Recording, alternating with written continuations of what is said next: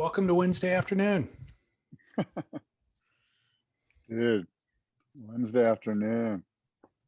It's an unusual day and time Yes. for a Doesn't feel special right. episode. An unspecial episode. Will it be more, more energetic or less? Probably less. Oh no, are you fading fast? Is this getting close to bedtime? Oh, man. Heading into your dinner hour? Yeah. Blue light special. Lorna Doone and sourdough. I can see it already. Let's give a quick pre-roll shout out to NVS Fins, surfnvs.com. Promo code is podcast. And of course, Need Essentials. If you're in the USA, needessentialsusa.com is the website. But all your wetsuit and outerwear needs. Yeah, friggin' A. I love my Naked Vikings fins, NVS fins, and I love my Need Essentials. I mean, come on. What's not to like? Like love. I mean, super tight pricing and super good product. It's a no-brainer. It really is. surfnvs.com, promo code podcast, and then Need Essentials. There's no promo code needed.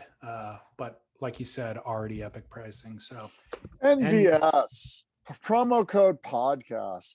Dial them up right now. Need Essentials, no promo code needed. Let's go. Come on, let's go. Yeah, guy. Yeah, friggin' guy. It's Wednesday. It's the last day of June in the year of our Lord 2021. And David Lee Scales with me here as we embark on an afternoon episode of Spit.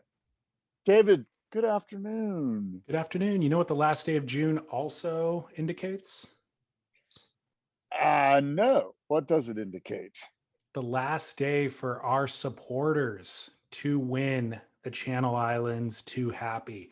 We're going to randomly select a winner from our pool of supporters tomorrow morning, and one lucky person will win that board. By the way, I put one of those boards under my arm the other day in the parking lot. A guy had just purchased one. That thing feels really, really good. You know what's interesting about that board? You probably know this, right? You have one at your house right now? Yeah. The bead goes all the way up the rail like the Black Beauty. Yep. And I think that's interesting. I don't know whether that's a good thing or a bad thing. Obviously, they think it's a good thing. I'm sure it is. But that interests me. That made me go, I want to ride this board. It was like it had that bead. So what would that do to your surfing? Well, I've ridden a Black Beauty in some pretty good waves in Indonesia, and I found that bead running all the way up the rail, I found a few times I'd go down to the bottom to set my bottom turn, and the board would continue to just kind of like skate out and slide out into the flats instead of going up the wave face. I'd be like, okay, here I go, freaking Tom Curran, let's go, bros. And the thing would like just continue to like what's the word I'm looking for? I don't want to say slide. It would more like just kind of like continue to drift into the flats of the wave instead of, and I mean, that could be, I'm not saying that the design isn't, it's just a surfboard, some people love that. Some people, or it could be my chicken legs couldn't engage the rail the whole time, like who knows what it is. It could be as much my fault as anything. Probably is. How did you compensate for it? I took an axe to the board on the boat and I burned it as a surf sacrifice. So not a fan of the Black Beauty. The Black Beauty's the classic board where you're like, oh my God, I'm going to rip on this board like Tom Curran rips on this board. And you just have so many preconceived notions about, or I should say I had so many preconceived notions about how I was going to surf like Tom Curran on this board. And it just, there were so many fantasies sort of rolling through this brain of mine about, and and I took it. I think I had a 6.5 or a 6.6. And it paddled, and it did everything really good, except when I was trying to engage off the bottom, it seemed to want to drift out into the flats. So my fantasies were just that. They were fantasies, they weren't realities. Now, of course, Tom Curran can ride anything and rip on it. And I mean, he friggin' won world titles on that board. So who am I to judge? It's interesting. I think so much of our enjoyment and even performance has to do with expectation. Yeah. And setting low expectations is kind of a key to success, or it's the key to at least having fun. And yeah, I agree with you. You were saying you just had all of these expectations for that board. There's almost no way for the board to live up to it. And of course, we all experience that more when it comes to the waves themselves. If you pull up to the beach and it looks like it's pumping and you're like, oh, I'm going to get so shacked, inevitably, you have a terrible session. But when you just roll up and you don't have any thoughts because it looks kind of marginal, you end up having the most fun, you know? You know, I think I've told you in the past, another board that I had that experience with was the MR Twin Fin. So MR was in town. I got an MR Twin Fin. And I mean, MR was my guy when I was, 15 years old or whatever. MR was the shit, like I was just all about MR. That knock knee, that wounded gull, that ripping at Honolulu Bay and free ride, just MR was the guy, and he was my guy. And I bought an MR Twin Fin, in like, I don't know, 2004 or whatever. And I had these visions of me going wounded gull, just ripping the snot out of it, and just Bay of Plenty, just ripping or whatever. And I couldn't surf the board. I could barely do a bottom turn on the thing. And about, I don't know, 3 months later, I was surfing out at Laniakea, and Mark was out, and I went, hey, Mark, I got to tell you, we were sitting and waiting or whatever. And I go, hey, I got to tell you, I had this visions of me absolutely ripping on the Twin Fin. And I kind of had some problems riding it. I didn't. And he's like, he's basically like, yeah, I don't ride that design anymore. It's kind of a piece of shit. It was 20 years ago, but he didn't say it like that, but that was the vibe I got. He actually goes, you know what you need to do? You got to surf that board off the fins. You can't. I had this thing where I was going to bury the rail, because that's kind of what I do. That's all I got really, is a buried rail bottom turn. He's like, no, you've got to ride off of the fin. You kind of got to just have that back foot kind of just pivoting off of the fin. Yeah. There's a lot of fin area. And he did say, I've adapted that design. I now ride it as a 2+1, his super twin, I think he called it at the time. But anyway, another board where I had a Surf Star and I had a film, visions of this guy ripping on it. And I was transferring that to my experience. And of course, I completely failed. Talking about surfing off the fins, I just got a board from your buddy Tim at Blackbird. Oh, really? Yeah. He calls it the Hawkeye, and it's a twin fin. Yeah. And it's real flat entry rocker. And the bottom, the rail is tucked real low. So it feels like a lot of flatness on the bottom as well. Yeah. Just when you're holding it, because that tuck is so low, it just, and the entry rocker is low. And it's kind of got a disc-shaped outline, more rounded outline, and then it's a pintail with twin fins. But it's just, I had a hard time wrapping my head around it, just holding it, and looking at it. I'm just like, God, I don't really know what to do with this thing. But he sent me some footage of his son surfing it, and his son was surfing it really well in decent waves on the, I'm not sure. Caleb or Micah? I don't remember. They both rip, but Micah might be regular footer on the North Shore. They're both regular foots.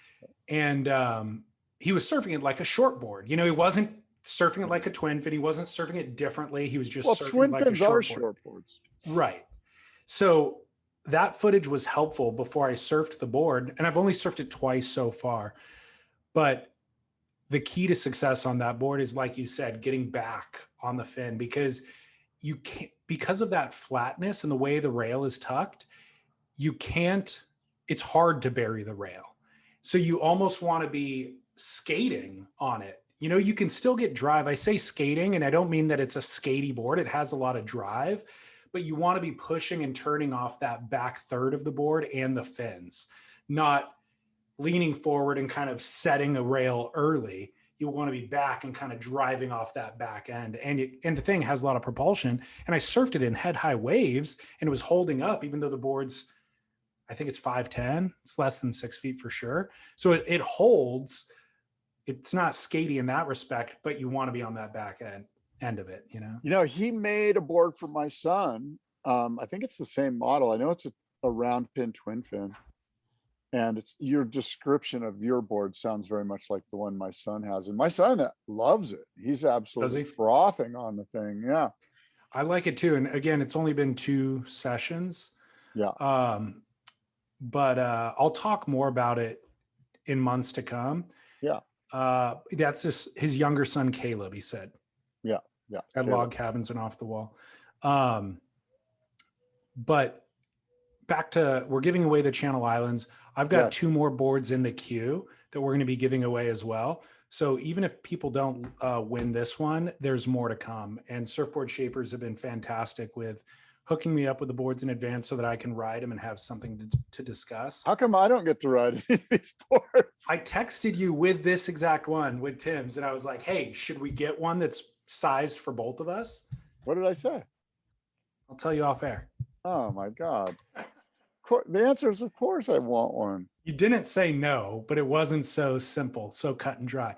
It was more along the lines of, you have a lot of clients at the boardroom show, and so it'd be difficult to kind of pick and choose the ones that we would review, essentially, is what it comes down to. Yeah.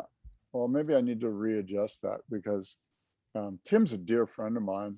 He's made me some great boards. I only know Tim through you originally.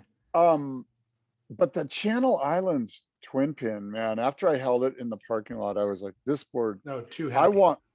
The Too Happy. Yeah, thanks. I want to, what is it? No. Oh, we're giving away the Too Happy? Yeah. Were you holding the twin pin? Yeah, I was holding the Mike February. Oh, okay. That's the one that has the bead up the entire thing. Do you have that one? No, I have the Too Happy. Oh, so we're all confused here. But anyway, we? Yeah, you. The twin fin, the Mikey February twin fin looks ridiculous. Looks like, I mean, I want to ride every board. I know. That's the thing. So bringing it back to surfboards, I want to talk about pricing. Left. Well, I'm sorry. You're right. Bring it back to purchasing surfboards. Let's put it that way. I want to talk about price increases. This has been a hot topic in the last week or two. Channel Islands sent out an email to their customers. Chris Christensen posted an Instagram of a piece of plywood. You might be thinking, how does that relate to surfing? It was at Home Depot. Did you see this? No. It was just a photo of Home Depot's price on a piece of plywood, and it was $120. You're kidding. No. And Chris said, one year ago. A 4x8 piece of plywood? Yes. And he goes, a year ago, I bought this exact same sheet of plywood for $10. So it's gone up 12-fold in 1 year. And, you know, all the comments got political. I think Devin Howard blamed Biden at some point. Oh my but like that, it all got political real quick. But it turns out the Channel Islands had just sent out an email the same day. And I want to say that Stab Magazine wrote an article, but I went to look for that article today and I couldn't find it. I had put it in our notes for last week's show. I just didn't get to it, but I have it right here. I mean, you basically mentioned it. You know, look, surfboard prices are increasing. It's coming. It's already here, quite frankly, and it's due to global EPS foam. Globally, EPS foam is being hard to source. The supply chain, the production of a lot of it is that stuff was made overseas, and frankly, China's using it. Like a lot of the people in Asia, they're not shipping it here because they need it. And polyester resin, a tub of polyester resin, a barrel of resins, like tripled. And of course, labor, there's a lack of labor, and that's a problem. And so they have to increase labor wages to get labor to show up for work.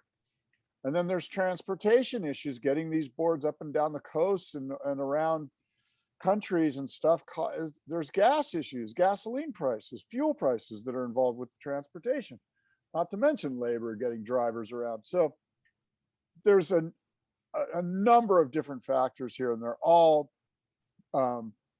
pointing towards a huge increase in surfboard prices. And I think we're already seeing them.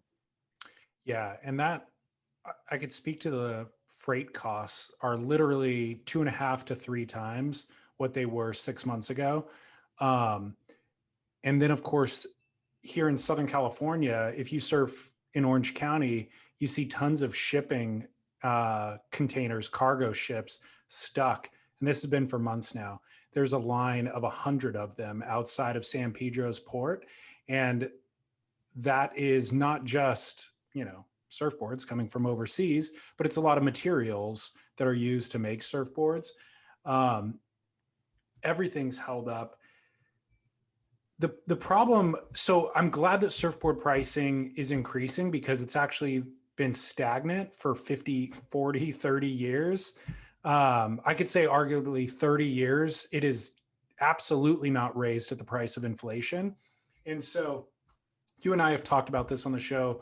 It comes up pretty frequently where board builders, number one, can't afford to buy a home in Southern California because housing pricing has increased way more rapid than inflation has.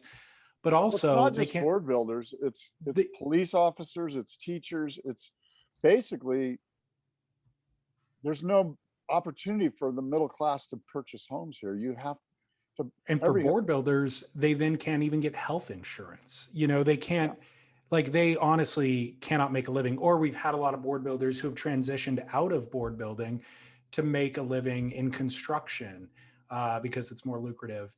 And all of that could be solved by more expensive surfboards. The problem I have with what's happening right now is they're not going to make any more profit out of these boards. I feel like these boards that were $800 last year will now be maybe $1,200, $1,400 in the coming months. But the shaper themselves or the board builder will not see any of that additional income because it's all going to the wood expense and the freight and everything that you said. Yeah, the supply chain, all of the, well, obviously then the hope is that these prices come down, that things loosen up regarding distribution supply chains, and so that the consumer will be used to this price point, but there will be a bigger margin of profit for the craftspeople. I would be fully okay with that. Yeah, we'll have to see, but it's hard to say. I mean, there's a lot going on, and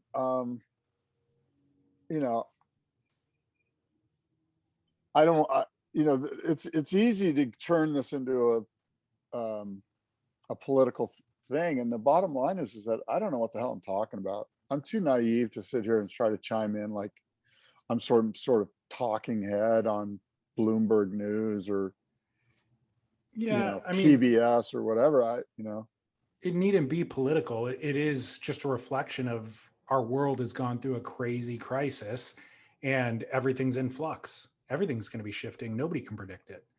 Yeah, it's pretty crazy. I mean, there's a lot of interesting stuff. It's fun to read and to follow it all.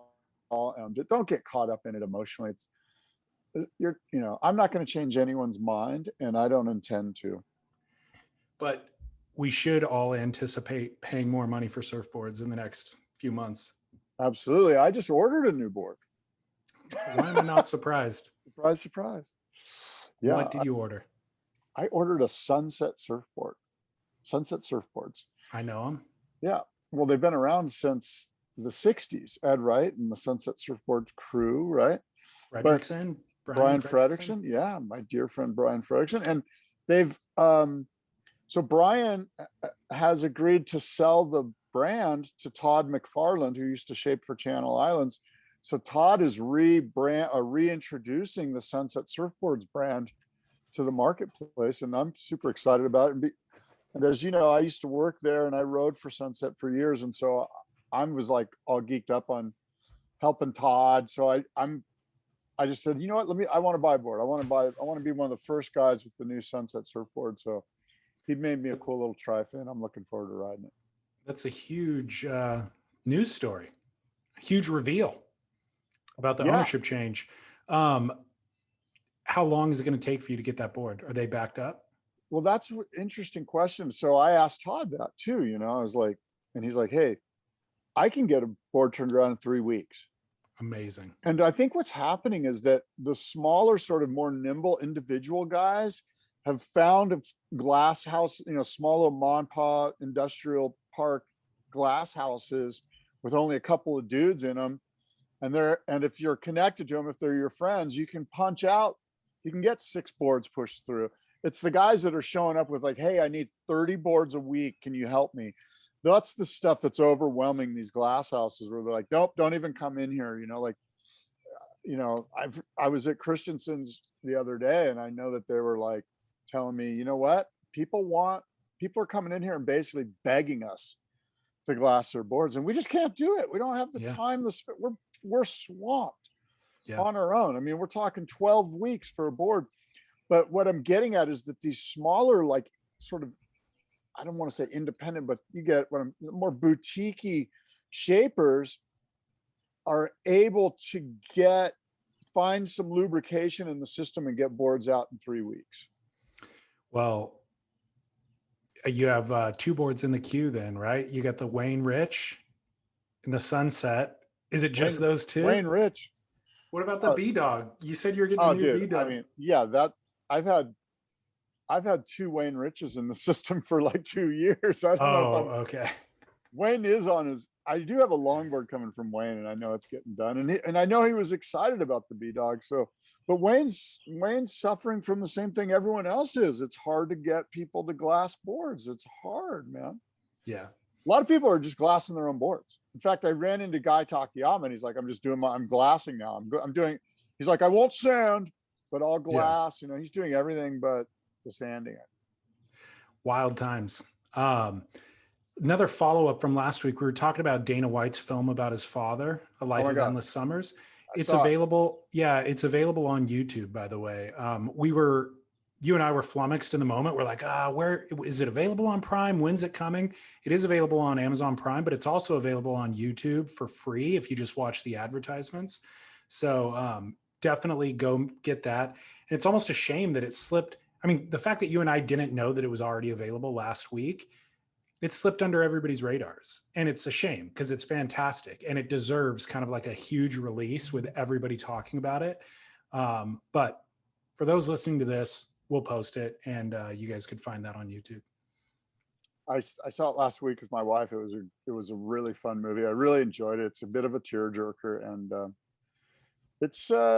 it's kind of fitting, right? It's an homage to a time and to a group of guys that were absolutely iconic. And I mean, here we speak. Last week, Joe Quigg died. This week, rest in peace, Greg Noll died.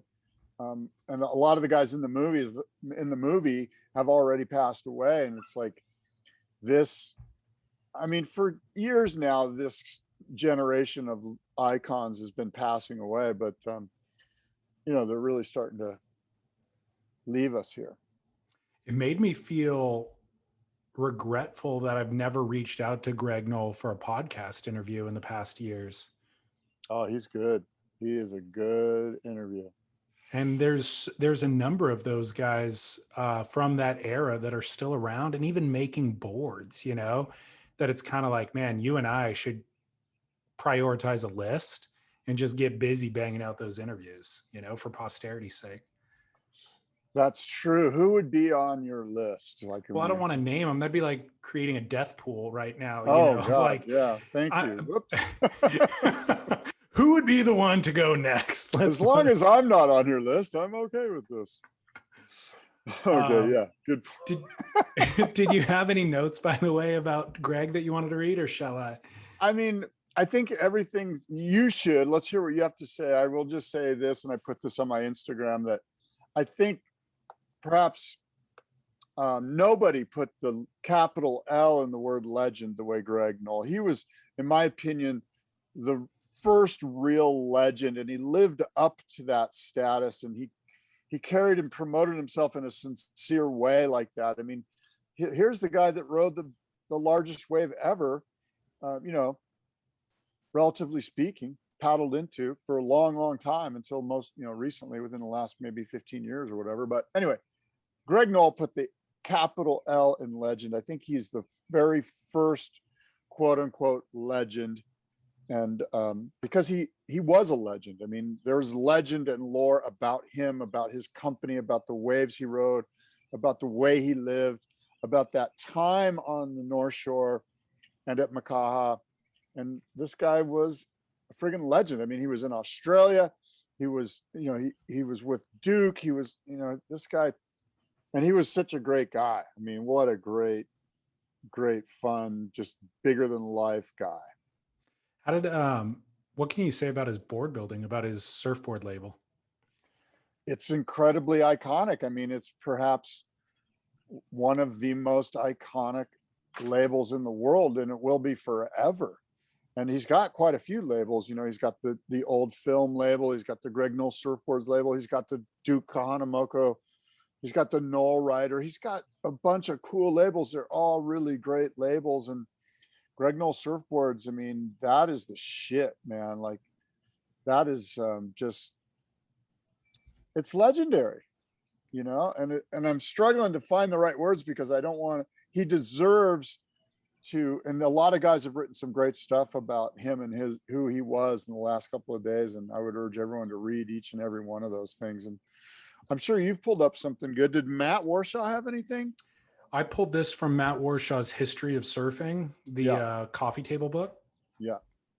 Not from the Encyclopedia of Surfing, but basically it said, Noll was and remains an outsized surfing character, fitting perfectly inside a 6 foot and 2 inch, 230-pound frame. Noll embodied the straight-talking, bare-knuckled, big wave rider of the late 50s and 60s. He brawled spontaneously and often, drank until he vomited, then weaved back to the cooler for another cold one, and was ready at all times to exercise a gloriously vulgar sense of humor. When Rick James sawed off his own thumb while working at Noll's surfboard factory, Noll rushed Rick and an employee to the hospital, offering comfort as best that he could. He was just saying, they've got modern medicine, Rick, no sweat, they'll sew it back on. But when the doctors said that James's graying digit couldn't be reattached, and he began instead to cauterize the wound, Noll pulled the nurse aside and quietly asked if he could have the thumb. Back at the factory, Greg poured 2 ounces of clear setting resin into a Dixie cup, then dropped the thumb in, waited for the resin to harden, and peeled away the cup and grinned down at the new paperweight. Noll could be charming, civil, and politic when it suited. He could be a gargoyle. The choice was his, and that was the point. There was a time, Greg Noll said, where I had all the confidence in the world. I'd be getting my butt kicked good on a big wave, really whipped around underwater, like my arms are being torn out of their sockets, and I would just start giggling because I knew that I was in control. And for years, I felt that I was invincible, end quote. Yeah, that's cool. That's perfect. That's a great little anecdote from Matt Warshaw. And there's a bunch of other great stuff out there. And I would do a disservice to try to chime in here with, I think I've said what. Where are men like Greg Noll in 2021, Scott Bass? That's a great question. Where they're in Alaska, they're probably, they're hunting. That's exactly where they brown bear in Alaska. You cannot exist in today's world being that level of masculine, like, first of all, you'll be canceled. Second of all, you won't be able to have a job. But it existed with great purpose at that time. And there was a real reason and a need for it, to survive in a rougher world. And maybe that's why Alaska would be the place where you kind of need a lot of that sensibility. But I miss it. I miss the machismo that, was Clint Eastwood of my youth. He's kind of an Ernest Hemingway type of a character, right? That's what, when I think of Greg Noll, I think of Ernest Hemingway, The unabashed, and I think the people surrounding them accepting the flaws and the bad that come with it. I Yeah, think that's a because big part. everyone that experienced that was lucky enough to be in Greg Noll's sphere, whenever that was, realized that he was that he was a kind and loving and wonderful man as well, Yeah. Well, rest in peace, Greg Noll. Is his son Jed still making boards? Absolutely. Yeah. Jed Noll Surfboards. Yeah. So Jed Noll carries on the legacy, of course. Yeah. And I think Greg ended up in Oregon, right?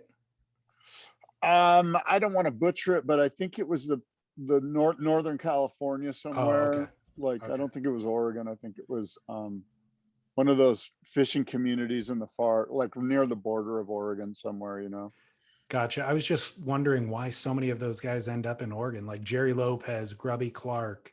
Um, I don't Well, know. where Yeah. Well, Jerry Lopez lives is insane. It's on the eastern side of the mountains, right? So it's sunny. It's like the high desert here in California, basically. You yeah. don't get the rain that you think that you might get if you're like, oh, I'm going to Oregon. It's going to rain every day. I believe in that sort of bend zone over there. Here's a funny story. So I was at an estate sale the other day. This friend of mine runs estate sales here in San Diego. I went to high school with her. And whenever anything surf comes up, she like sends me a text. She's like, hey, there's some surf stuff here. You might want to check it out, and she gives me like a little early bird look at stuff. And she sent me a text, and it was in La Jolla. And she goes, this is a full surf house. You got to come down here. So I went to La Jolla and visited this house. And it ends up it's Derek Dunphy's parents. Oh my gosh. Yeah, Derek Dunphy's parents are moving to Bend, Oregon. They're like, Everybody we're out of is. here. Well, and I don't blame them. I mean, if you're over 35 years old, you've seen a big transformation in the state of California on a bunch of different levels. And so they're packing up and leaving. And so, that's my Bend, Oregon. That's my funny anecdote about Bend, Oregon, is that everyone's going there. And I just ran into Derek's parents who were going there. The funny thing is, I never heard about Bend, Oregon for the first 30 years of my life. And then in the past decade, I hear it 3 times a week. People moving there, it pops up in movies. Like, it's huge. Oh, you've definitely like missed the boat on Bend. In fact, I was talking to Chris Morrow yesterday about it. I think Chris owns a bunch of property up there. But the point is that like Bend now, I think you can probably still get a pretty nice little place outside of Bend, like maybe 5 miles outside of Bend or whatever, Yeah. But I think right around Bend, the property values have gone through the roof. There are places like Bend that still exist. But now's the time Idaho.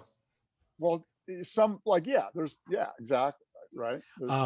But the thing is, even though prices have gone through the roof in Bend, it's still nothing compared to Southern California. So whatever you're selling in Southern California, it could be a crappy condo in Chula Vista. You can still buy a nice property in Bend. I bet it's $800,000 for a crappy condo in Chula Vista. $800,000. I bet it is too. I bet it is too. That's just why people can't get into house. They feel, it's I don't know. I don't know the answer, but I know it's frustrating to a lot of people. By the way, the thing that's cool about Bend, right? You can snowboard, you can ski, you can fly fish, you can golf, you can play pickleball, David. You can mountain bike, there's trails, there's rock climbing. Like it's never ending the amount of outdoors cool shit you can do. It's absolutely gorgeous, beautiful. And oh, by the way, it's like probably a 3.5 hour flight to Cabo if you just want to go surfing. Jerry surfs in Bend all the time. Right. There's a river there. I think, is it the Hood River? There's rivers there. I mean, there's all sorts of shit to do. Electric Acid Surfboard Test, they released episode 4 a day early. These have been being dropped on Thursday. So last week we talked episode 2, and then they dropped episode 3. And now episode 4 just came out this morning, a day early. I think episode 5 is tomorrow. So they're just, I didn't know that. Okay. Yeah, so they're just pretty sure. The final episode is tomorrow. Offloading the whole series. Okay. First thought I will share with you that I should have shared in previous weeks. God dang, they surf so good. I've just been really amazed at watching their surfing. There's very few airs. So it's a lot of rail surfing, which maybe it's just more relatable to me or aspirational. than watching, so many internet clips of people doing airs. But I found myself actually taking away a lot of pointers, and it's because they're figuring out the boards as well. So I think they're just kind of like a little bit tentative, and you can kind of see things plotted out a little bit more. But I find myself really studying the footage and really not even thinking of it, like subconsciously just going, all right, get low, and like sink into your hips, and like little details like that. I found myself learning a lot from watching the host surf. Yeah, one of the things that popped into my mind, and I just finished watching both 3 and 4 about an hour ago. I watched them back to back. Wouldn't it be cool if Sam and Ashton and Michael and the rest of the guys at Stab, as they continue to evolve this really great product they have, if there was some way that you and I, the viewer, could vote on the boards that we think are the best boards for that, you know what I mean? Because my takeaway is that the Rusty Miso model, this like twin fin it's a fish that Rusty made them, absolutely, it's completely obvious that it's the best board. Like they're absolutely ripping on this board, like far and away better than any of the other surfing that I'm seeing being done. And I'm not sure the Rusty Miso model made it into their top 3. It didn't, because it might have made. No, it didn't. Okay. Spoiler alert. But episode 4, they start to cancel out boards that didn't make the cut. And that was one that is out. Well, I thought it was only out for Coco. I thought maybe Mason was still okay with it. I don't know, but maybe I'm mistaken. Wouldn't it be cool if you and I could go, what? It seems to me that Coco's surfing really good on the Rusty. Like that board needs to be in her top 3. Like if we decided the top 3, what a great way to get us even more engaged in this, and then to have that scene where they go, oh, this is what they voted on for me. Oh, okay. I guess. See, I don't think it needs to be in real time with I think they can edit the project, put the project out, and then just put a little poll underneath. It's very easy to implement on their website and on social media. Yeah. And that way at the end of the project, they could say, these are the boards that Coco and Mason picked, and then these are the fan favorites. And I think that it's a great idea that would be very easy to implement. Yeah. So you might be right that they're each picking their favorite boards separately, but what I got out of episode 4, which I haven't yet finished, I'm halfway through it, was that they were discussing it as a duet, as a duo, and then making a joint decision. And the 3 that I saw them the 4 that I saw them cancel out were the Bobby Quad by CI, which I was shocked by, because they did this whole soliloquy about how much they love that board. Coco's best wave of the trip was on that board. The one clip of Mason doing a big full rotation air that they've used in every single trailer for this piece for a month or 2 was on that board. And then they talk all these glowing things about it, reviewing it, and then they go, okay, canceled. We're not picking that one. I'm like, I know. What? They did that with the Rusty too. Exactly. Coco was literally like, I love this board. This board's incredible. I can't believe how much I love this board. I was ripping on this board. It's out. And you're like, what? I know. It's really surprising. I almost sent Rusty a text going, dude, make me one of those right now. Like I was frothing on that board. The other two that they got canceled out of that episode were the Dark Arts. Yeah. Which I was surprised by. I thought they surfed great on that board. And the Pukas. Yeah. So I, again, haven't finished the episode, so maybe there's more that they reveal. There is. The Pizel's out. Okay, the Pizel's out. In episode 3, one of the big moments for me, and that was the album Plasmic. This is a really interesting board. I've never seen one in real life. We've seen Asher Pacey riding some of them. Asher rides such small boards, literally under 5 foot, and he's a large man. So I never kind of can get I don't know. Asher's just a different animal. I can't really compare his surfing to what I'm doing or what he's riding to what I would want to ride. Yeah. But to see them both sizing up the Plasmic, I thought was really interesting. Matt Parker called it a slot channel. It's basically one really wide channel, almost a giant concave or maybe even double concave. and two big twin fins. He used the phrase Bonzer bottom a few times. Yeah, he did. You're right. So Mason and Coco also didn't know how to assess the board from holding it, but Coco absolutely did phenomenal surfing on that board. Yeah. Now that you're talking about the Rusty, I'd have to go back and compare that footage side by side, but I thought she looked the best on that album Plasmic, and even better than Mason, by the way. Yeah, that board looks really interesting. There's a lot going on there. There's, you know, what I found interesting was Matt talked about the physiology of women and how they're obviously they're different, but if you really look at the physiology of women, he made a great point that a lot of people go, oh, it's a girl's board, let's just cut off the nose, or like, let's shrink it by 1/2 inch everywhere, you know, instead of really looking at, you know, what needs to go down. And he specifically spoke to a woman's shoe size or foot size relative to him, you know, a lot of interesting stuff there. He connected that to the width of the board. He was saying, look, you have a narrower foot, you need a narrower board, essentially, is what it comes down to. You have less ability to leverage and push with your heel and leverage with your toes because your foot's smaller. So you want to make it narrower. Do you use a pad? Dude, I put that in my notes too. That's a good discussion point. I did not use a pad on the Blackbird surfboards that I rode this morning. As a fanboy, I found myself just going, Mason gets it. Mason and I are connected. I get it, because I'm just like so anti-pad. I'm old school wax guy, and so Mason's busting aerials without a pad, and I think there's something there, bros. So I love the topic, and you could easily convince me to never put another pad on my board. But when I got that Channel Islands 2 Happy, it's a thruster. First thing I did was put a pad on it. I just think thruster, pad, everything else, no pad. You ride thrusters without pads? Yeah, I don't ever put pads on my boards. And part of it is laziness. I get a new board, I'm like, wax the thing up, and then I'm like, oh shit, I could have put a pad on. It's too late now. Oh, well, blah, blah, you know. And so I just haven't ever used pads. You know, I just don't use pads. And wax. You have felt what a pad feels like under your foot, though, right? You've ridden. Oh yeah, I mean, I've had boards with pads for sure, you know, but it's not where I go.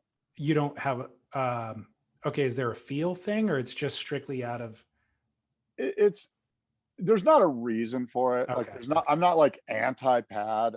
It's more that like I said, part of it is like I'm so frothed out that I just immediately start waxing up the board. And so now basically a pad has never been in my wheel. It's never been in my thought process when I get a new board, you know, like put the fins in, wax it up, and go surfing. And so it's not that I'm anti, it's just I guess I'm ignorant to it.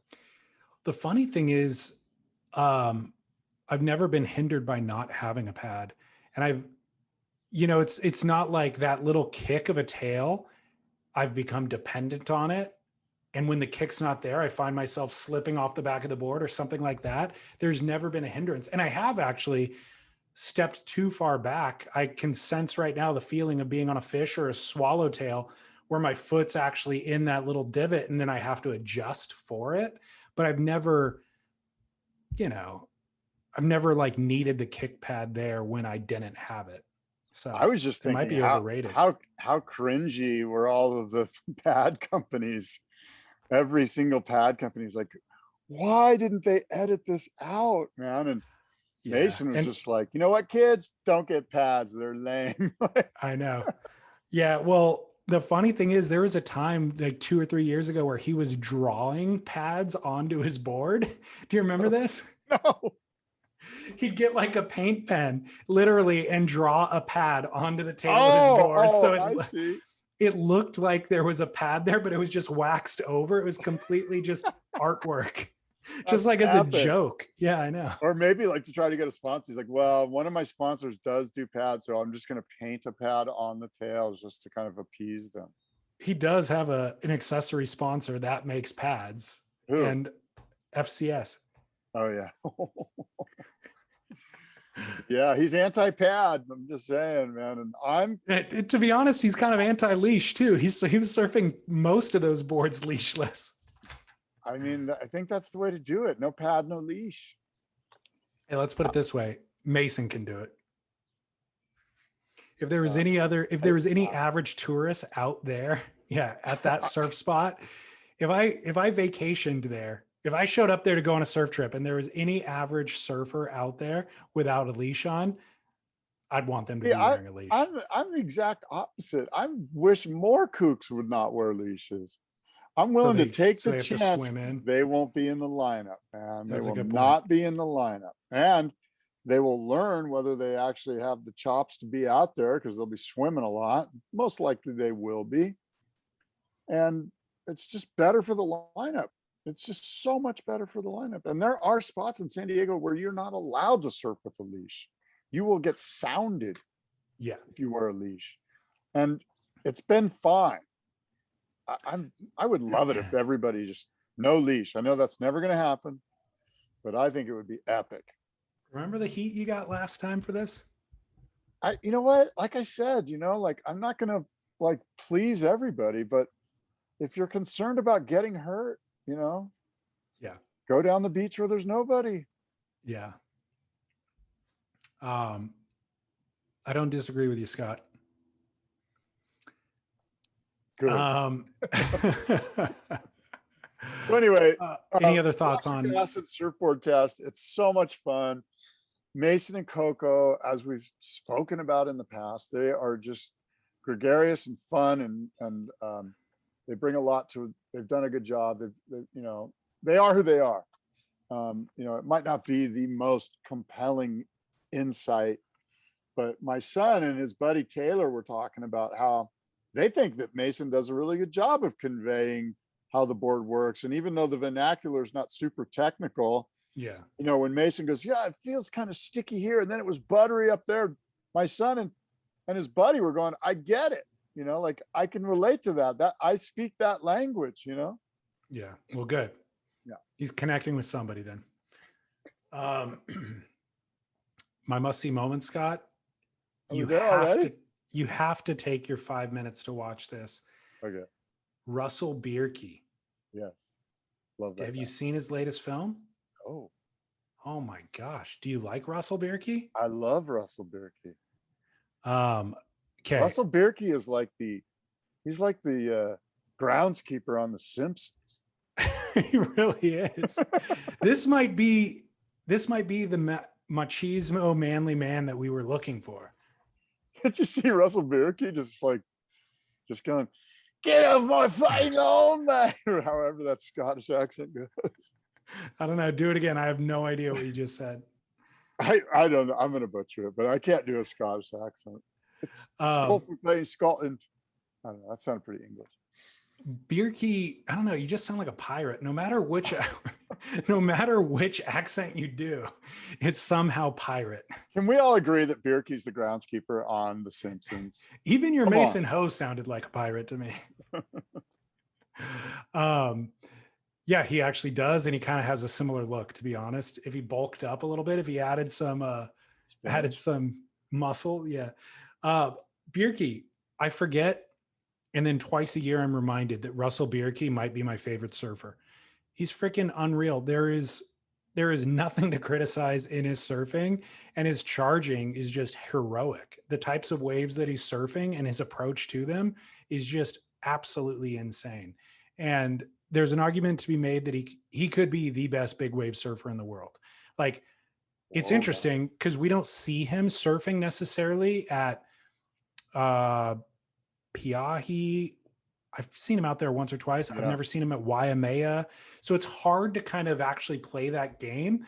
But when you look at what he's doing, dude, I don't see Billy Kemper doing that. I don't see Nathan Florence doing what he's doing. He's on a whole different level in the types of waves that he's in.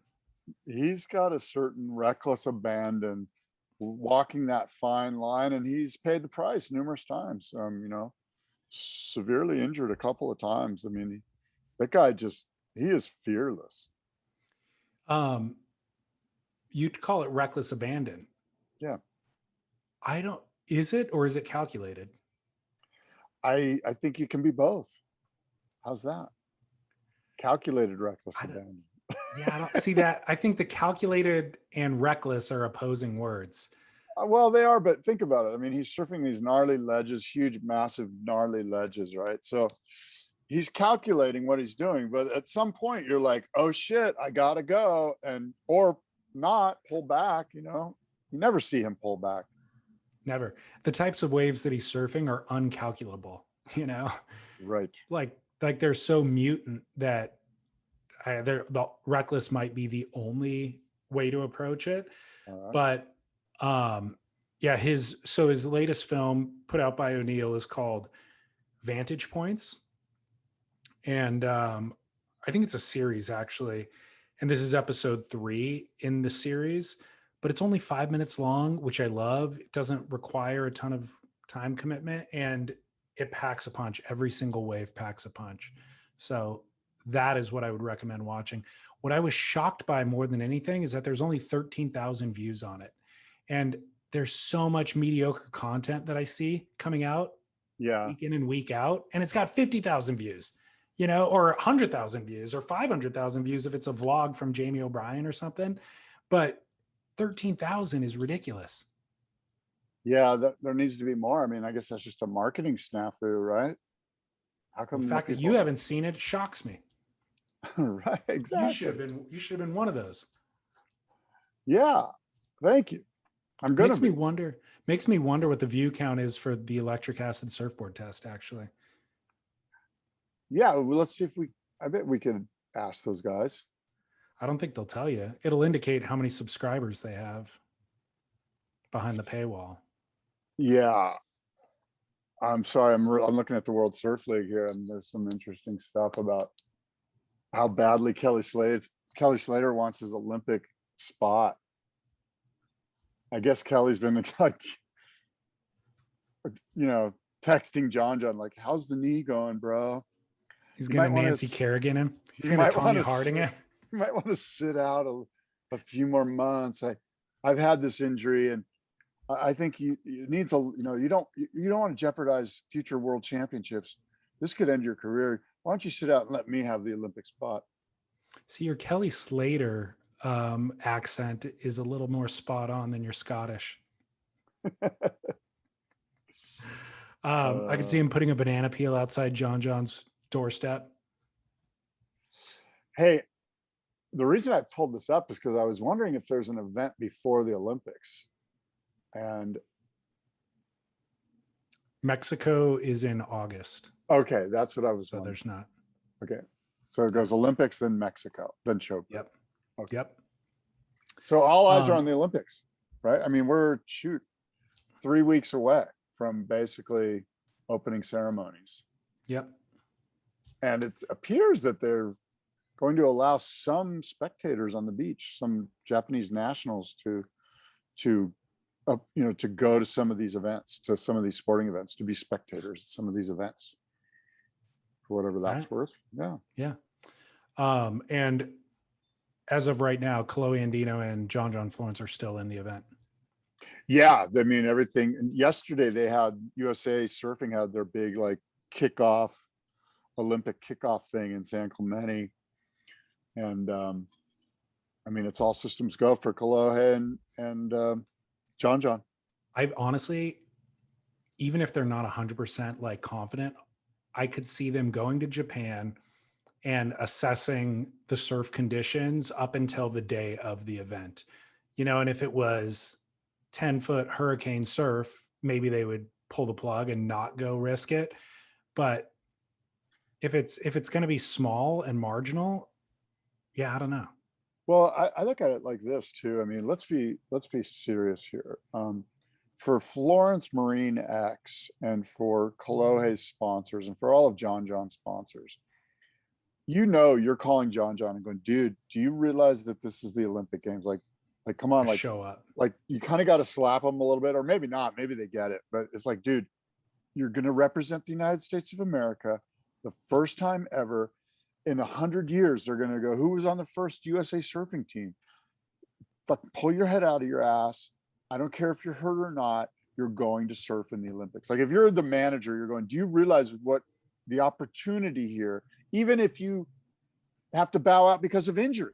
Yeah. You've got to show up, and you've got to up. put on a face that you're going to give it your all. And like, this isn't like a CT event in Brazil, dude. You're go to Japan. It's the Olympic Games, you know? And so I'm sure they didn't have to get that kind of pressure on them. I'm sure that they saw the big picture, but I'm also sure that somebody kind of went, hey, just so you're aware, like you understand what this means, right? Like for your career, for your trajectory, for your legacy, you'd be an idiot not to go to Japan. They knew that in 2019 when that's why John Came back from injury at Pipe, was strictly to shore up his position, you know? Yeah. So yeah, they definitely get it. And yeah, I agree with you, almost regardless of their performance in the games, they should at least paddle out and surf it. Yeah. But Kelly honestly should also show up too, just to vibe, throw some Slater vibe down. Like stink eye, go up and hug people, injured. Tell them that you love them. Like, what if you went up to who would be the greatest? Who would be the guy that Kelly could go up to, like randomly, like run out of the crowd, give a hug to, look at me and I go, I love you, man. Like which Medina. There you go. Boom. That would be epic. Say it in like Portuguese, you know, like practice on the whole plane flight over, have Duolingo up and practice saying I love you in Portuguese. This is like a Larry David episode we're producing here. I do feel like Kelly does need to show up, because any of those guys could get, any of those guys could get injured in the days leading up to the event in cross training or in the event itself. You know, like, I don't know how the subbing works, but he should be there on site, because I think you have to be if you're committed to the USA team. Like, okay, I mean, it's like, Kelly, you're going, right? Like, I mean, if you're the alternate and you don't go, they're like, well, let's put in somebody who will show up. I'm sure that Kelly's going to be there and he's going to give a hug. He needs to give a hug to somebody. You know, it was cool. Was him surfing that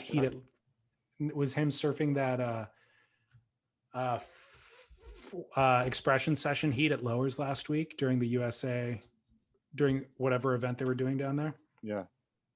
That was cool seeing Kelly at Lowers again. Did you see that? I didn't. I missed that. Oh, okay. Yeah. But we need a hashtag. He looked good. He did a carving 360. Whatever. Let's go. Hashtag Kelly hug. Kelly hug Gabe. Hashtag Kelly. The hug heard round the world. Hashtag hug heard round the world. Hashtag Kelly hug Gabe. We'll work on it. Oh, Lord. So another film that everybody should watch this week, there's been a string actually of good surf content. It's just called Surfing. It's made by Dan Scott out of Australia. It's a compilation of footage from the past year. It's an all-female surf film, and it's really good, Scott, and they're ripping.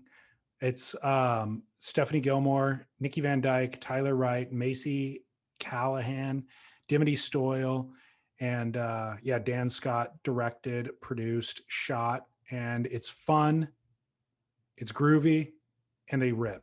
It's really good. Yeah. 25 minutes. Let me throw three names at you that I think Isabella Nichols, close, that are about as influential of surfers from a mainstream perspective as anyone in the surf world. I'm going to make the female names. I'm going to make the claim that these people are more influential than anybody in the surf world. Okay. Except for Duke, maybe. Okay. And I know I'm going to get shot down by you, and that's okay, but I want to throw this out. That's my role. So the first one, I think, more influential than, I mean, it could be argued more influential than Duke, but maybe not. But first one is Gidget. The concept of Gidget as a movie, as far as launching sort of a slew of mainstream media, mainstream films about, beach blanket bingo. Gidget kind of started it off. There was a book, there was a TV show, there was a movie. Gidget, more influential has caused more people to recognize and understand and embrace surfing than perhaps anybody. Here's another name, Bethany Hamilton. Bethany Hamilton is probably the most influential female surfer ever. Here's another name. More than Gidget? In a weird way, Gidget kind of, you couldn't have Bethany without Gidget, so maybe not. But the other name is the princess, who's the first surfer, the first acknowledged surfer ever from the 1600s on Oahu, Polynesia. Queen Princess. Yeah, what was her name? I don't know her name too. But my point is that the fact that we didn't even know who she was until last week makes me say that's a nah. Yeah, that's probably a nah. But I mean, Gidget and Bethany, Kelly Slater, more influential than Bethany Hamilton? I don't think so. I'm talking mainstream influence. Yeah, it's hard to even measure it, and like I mean, you got to go with your gut. Just go with your gut. Just go with your gut. My gut says Kelly. Would we even have Bethany without Kelly? You know what I mean? Like, Kelly is a nexus. He's a cornerstone that everything after him, it just wouldn't be what it was if he wasn't there. So it's hard to put her at that because she wasn't a cornerstone in the same way that Kelly was. You know what I mean? Like, things have come mainstream acknowledgement of the sport of surf. Okay. I understand what you're saying. I don't think you understand the reach that Bethany Hamilton has. Maybe I don't. You're kind of got this, like, and it's understandable because I have it too, but this real Southern California surf media blinkers, like all we think about is what Lowers is like. I'm talking about big picture global influence. I think Bethany is probably right up there with meaning if you just picked a random person in a random country and gave them the two names and see which one they could identify, they might know Bethany Hamilton. Yes. Okay, so if that's your metric, then I would argue that's almost no influence at all. Like all they know about her is her name and maybe her story about the shark, but that they're not influenced about surf culture in any way. You know what I mean? They just know this totem that is surf related, but it's not influential. They just know her name. Huh. That's a good point. Well, maybe you've shot me down. That's okay. Let me ask you this though. Bethany, is she more influential on the mainstream level, not within our culture, but on the mainstream level, than Laird Hamilton? It's interesting. They both have the same last name. Yeah. Yeah, I think she might be. I think too, even as I champion her as being really influential, I don't even think we really understand the inspiration and the depth of the amount of people that Bethany touches, because there's all these like school programs, like there's all sorts of stuff that Bethany does that we don't even know about, like that her foundation does, that's like global, but anyway. Yeah, it's an interesting thought exercise. I'm having a hard time measuring influence. So if it was just the number of people in the world that know her name versus know Laird's name, then yeah, maybe more people know her name than Laird's. And actually maybe not. Maybe more hers than Kelly's, but Laird's name is on SUPs and it's on food packaging that they see at Costco, so. But it can't just be name recognition. It has to be, know who they are and what they've done, right? Right. And so then, once you kind of get into that layer, then it's like influence is measured in a different way. I don't know. It's hard. It's an impossible game to answer definitively. I mean, one thing to do would be to figure out how many followers Laird has versus how many followers Bethany has. Bethany has more for sure. Undoubtedly. Oh yeah, 100%. Maybe I'm right then. Let me look. But is Instagram the only form of measurement? No, nowadays? But it's certainly one metric. Who are you looking up? Bethany has 2.1 million followers. Okay, I'll do Laird then while you're doing that. And I doubt Laird has that many. He 2.1 has million. 354,000. She's almost 4 times more influential than Laird, according just to this metric. Does And Laird have a Kelly has incredible 2.7. Wow, see? Now, do either Kelly or Laird have a feature-length film made about their story? I don't think so. No. They all have documentaries because that's a kind of a Yeah. no-brainer. She has a feature-length film featuring a world-class, world-known actress. So yeah. Was it Carrie Underwood that played Bethany, or no? Carrie Underwood played Bethany's friend or something. Carrie Underwood, did she play? She might have played Alana Blanchard. No, she played a mom. I think she played a mom. Oh, maybe she played. Did you ever see the film? I might have, because my daughter was super influenced by this whole thing. I have not seen a lot of Hollywood interpretations of surf films. Like, I just watched Chasing Mavericks for the first time a couple of months ago. I never saw the new Point Break. I've watched the old one, of course, but I've never seen either of the old. Really? The old one's really good. Those things are good just as movie. Like, Point Break is good just as a movie. You know, like they happen to be about surfing, but it's just entertaining, period. So Scott, my Duke of the week. Yes. Do you know who Logan Doolian is? Oh, Logan Doolian? Yeah. Don't know him. All right. Well, he makes films. He makes surf films. A series of films called Snapped, which Snapped 4 they're putting together now. So you can follow that on Instagram. They've got a good following and they post lots of really good clips. Anyways, Logan Doolian encountered a young Costa Rican amputee on his travels. And this kid, his name's Dario Melendez Davila. Yeah. The way that he's an unbelievable surfer with one leg. And so Logan Doolian started this GoFundMe campaign, and in the matter of 2 weeks raised $25,000 to get Daryl a prosthetic so that he could, like, obviously not only walk around, but he could actually surf on the prosthetic as well. Yeah. It's a really great story. And the kid is a very committed surfer. What was sad was when he was 11 years old, the way that he lost his leg was when he was 11 years old. Some people tried to rob him in Costa Rica, like just some local people, and he ran away from them and got hit by a train. Oh my God. The train actually took his leg. Oh my Lord. Really tragic story, especially for an 11-year-old kid. Yeah. And he was conscious the whole time, by the way. He got hit by the train and he was conscious. It essentially mangled the leg bad enough to where he had to have it amputated in the hospital. Yeah. But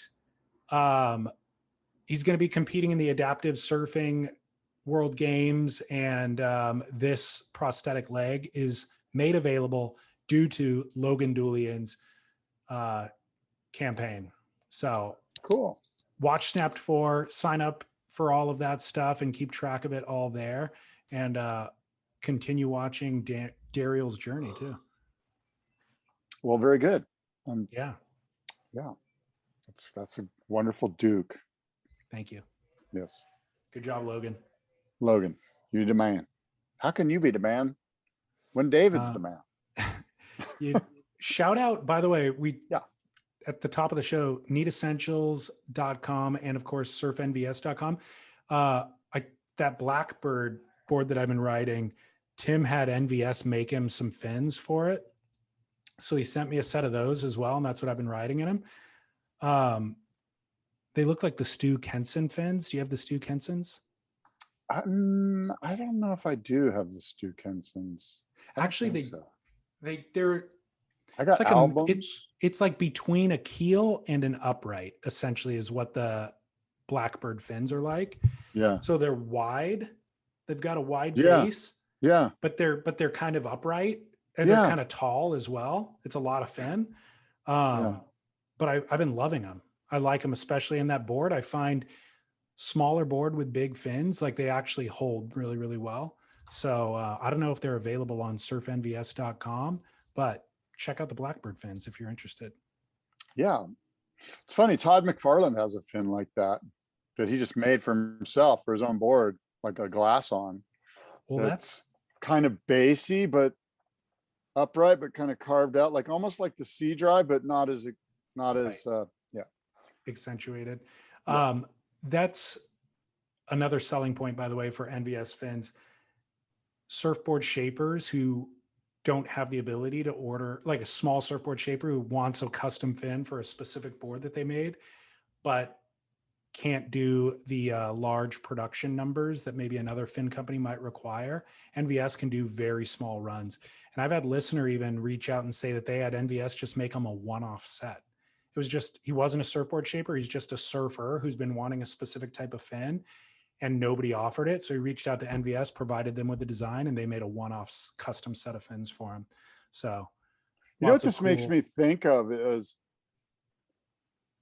I'm in love with this 180 surfboard that I've been riding, and it's got all this concave in the tail, and it's got those pivoting fin system, right? And I love this board.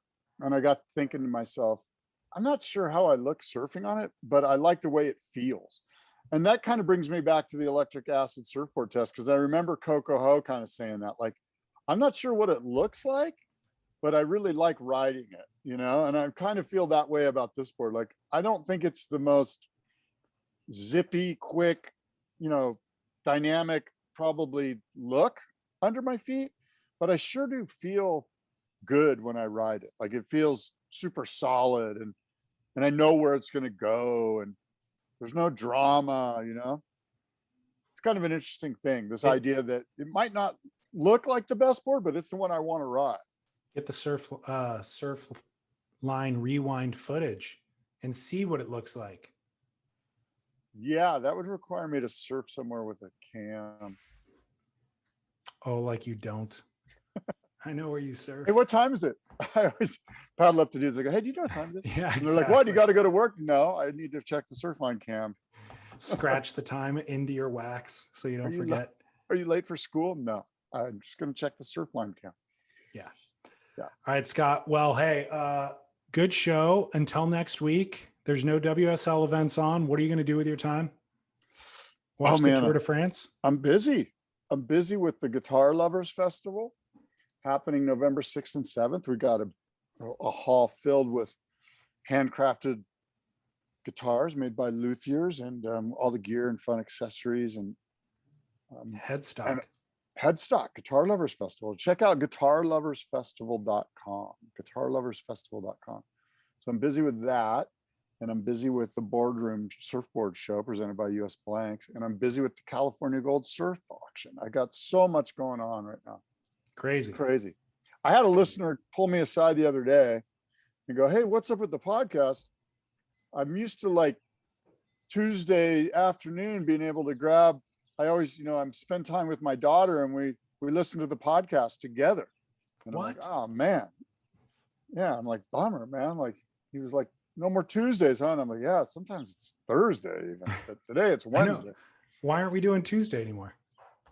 I'll tell you off the air. Actually, we could do Tuesday. Actually, it's Wednesday actually that I have problems with now, Wednesday mornings. But maybe we should go back to Tuesday. Yeah, whatever you want. I'm available. Tuesday mornings. Sure, put it on me. Make me the bad guy. Not bad guy. You're the one who started doing it on, you said, can we do it on Wednesdays? And I said, yes. Then last week you said, can we do it on Thursdays? And I said, yes. Oh, by the way, bad guy, it's just your scheduling. I did a podcast with Mitch from Tales from the Cobblestones. Yep. You know, Mitch Robinson in San Clemente. And somehow or another, he got back to what he considers, and what I think many consider, the greatest episode ever, which is our fight episode. He's like, the fight, tell us about the fight. And I'm like, oh, I don't even really remember. I think mostly, you know, my ego I was insecure. So I attacked David is basically what I told him. And he goes, that episode is blah, blah, blah. And I go, well, maybe David can dig it out, and we need to, like. It exists. It's in the feed. I just don't know what episode it is. Is it the most downloaded episode ever? Oh, yeah, that's a good question. I don't think so. Because I think there's probably new listeners that don't know about the fight. Well, that's hilarious that he